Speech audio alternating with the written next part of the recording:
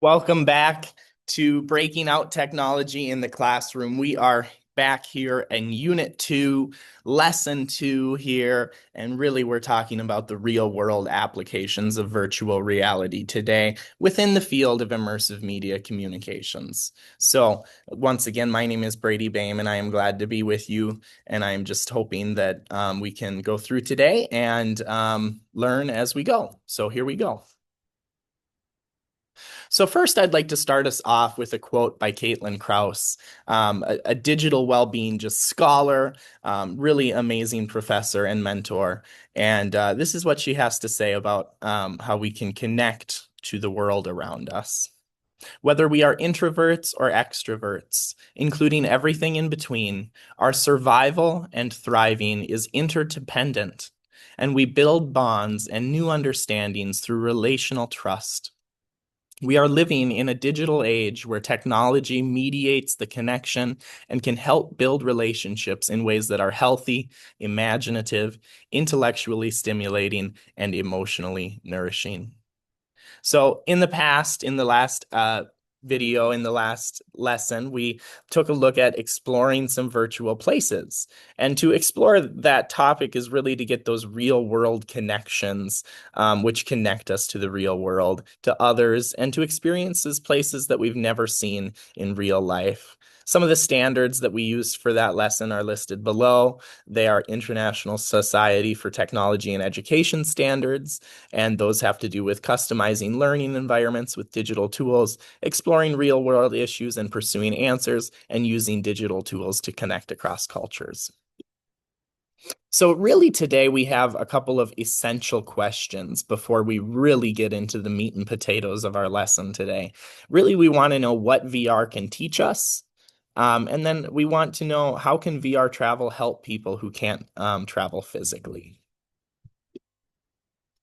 So, how VR can help us learn is by exploring places that you can't normally visit, by experiencing concepts instead of just reading about them, by building empathy and understanding, and then hands-on immersive learning experiences are another way that VR can help us. So, really, today we're talking about VR affordances. What can a person do with virtual reality when they are in virtual reality? What can they do? So really, I've kind of broken it down today, at least, into three main ways that we can use VR. We can work, we can play, and we can work out. So really behind any whether it's work, play, or workout, but behind any virtual reality experience is user design. And Professor Danny Pimentel kind of broke this down for us in a class where he said that game user-centered design is really usability and engageability, right? So once you have that usability, that function, once you have the motivation, that engageability, you will have a user-centered or a human-centered design. So really usability focuses on things that you can actually see when you're in the virtual reality experience, such as visible signs and signals, maybe some feedback, clarity of instruction, that something is easy to understand, etc.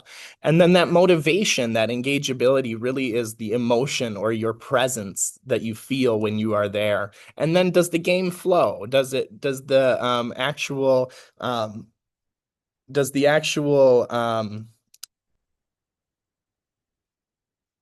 flowing of the game take place? So that is to say, does the rendering make it so that you can easily see what's happening next? Does it take long to render? Does it take long to update that image, etc.?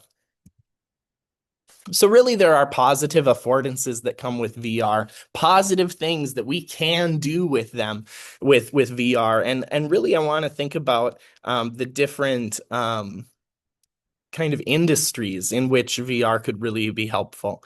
So first, I just think of medicine. I think of the virtual surgeries that can happen. I think about people who do not have to use cadavers, who do not have to go ahead and use a human to practice. You really becoming an expert before human practice in medicine. Virtual walkthroughs. We already did this. We did a virtual field trip. And really that just blends into how VR could be used in education.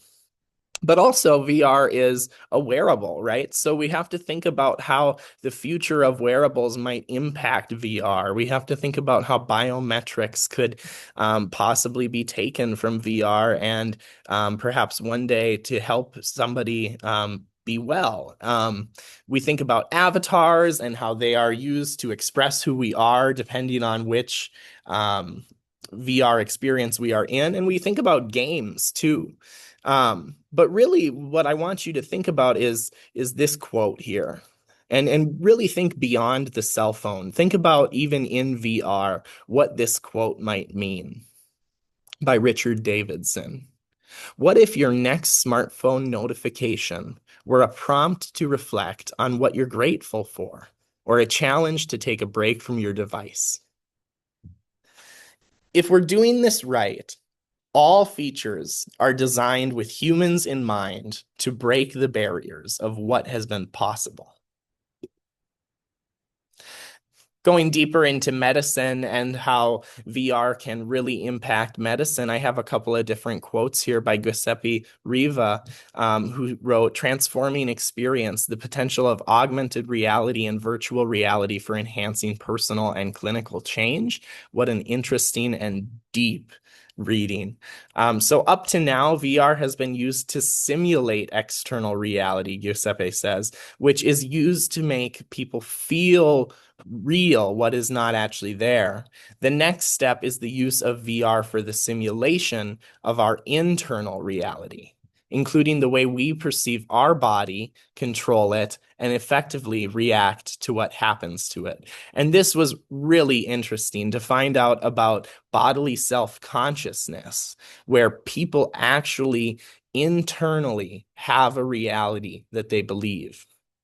So this next quote says, "This opportunity may also open a radically new research field in medicine, embodied medicine, allowing our new clinical solutions for the treatment of neurological and psychiatric disorders where our bodily self-consciousness seems to be altered.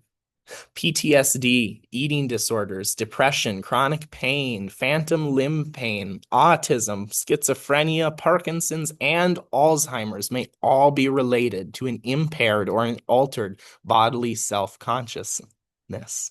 So if we take a look at how VR could really impact medicine, it could impact how people feel if they had a phantom limb pain. It could impact somebody who has depression, and it could make their life better. But I really want to stress that it's not just medicine that VR can really be used for, right? I want to stress here in today's lecture, education. I want to stress that VR is a valid form of education. So here I have two quotes by Meredith Bricken, who wrote, "The potentials of virtual reality as an instrument for research and education." And really, Meredith goes and really explains how education could use VR. So the VR learning environment, she says, is experiential and intuitive. It is a shared information context that offers unique interactivity and can be configured for individual learning and performance styles. It is a powerful context in which you control time, scale, and physics. Participants have entirely new capabilities, such as the ability to fly through the virtual world, to occupy any object as a virtual body, to observe the environment from many perspectives.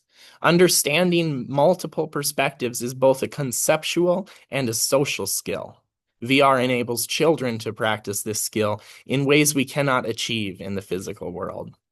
And I really just like how Bricken talks about how children should be practicing this, how children should be using this technology to enhance and inform their conceptual and social skills in ways that we have not yet done before.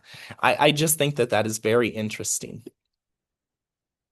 There is More in this as well, and Bricken continues to write about the virtual classroom, which would be a simulated classroom experience, a preparation for teachers and for students. In this specific image, you see a teacher experience where the teacher is preparing themselves to actually teach students.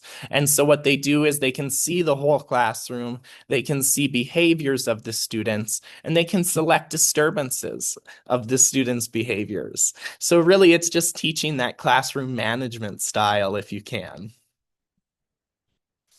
But beyond just the classroom, we could go to the band room in high school, right? VR has simulated musical instruments, and they bring multiple wonderful opportunities and reduction in price, really. You do not have to buy a real instrument, you just have to have a VR device. Well, the University of Potsdam, in the University of Potsdam, students developed both a piano and a theremin simulator. The piano simulator uses full body tracking, detailed finger tracking, and even feet tracking for the position. And really, this makes the future of music simulation seem more mainstream, that it could happen more often. Raphael Zender has some really interesting quotes in his writing, and he explains that the training of musical skills, that VR-based skills training should, in principle, become more effective than traditional trainings because it will be possible to monitor the trainee's behavior at the microscopic level, tracking each finger movement with millisecond precision and millimeter accuracy. He also says that simulated instruments always react in a similar way, just like a regular instrument.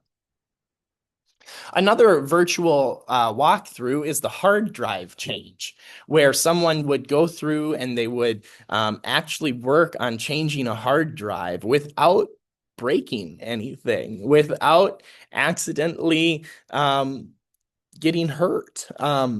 Really, here is another really interesting virtual walkthrough for people who are tech minded and yet do not have the tech available. These are my sources for today, and I thank you so much for listening to my lecture. There are just so many opportunities available for VR in education. So thank you so much.